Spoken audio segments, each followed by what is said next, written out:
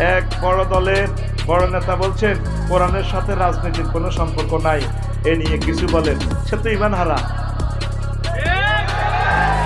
ওই পোলাটারে এখানে আনি বসাও। মুহাম্মদ রাসূলুল্লাহ সাল্লাল্লাহু আলাইহি সাল্লাম মদিনা জিন্দেগিতে 10 বছর কি করছিল?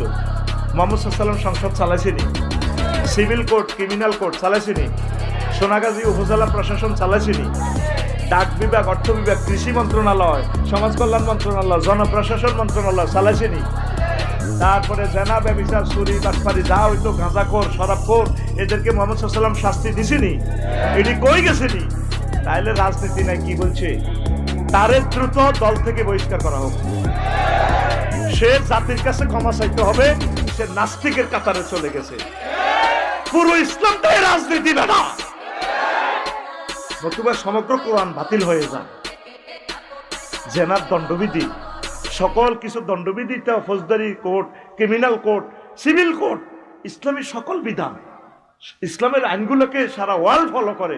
ইসলামী বলে রাজনীতি নাই, রাজনীতি কোনো আছে তোমার মিশা কথার ভিতরে।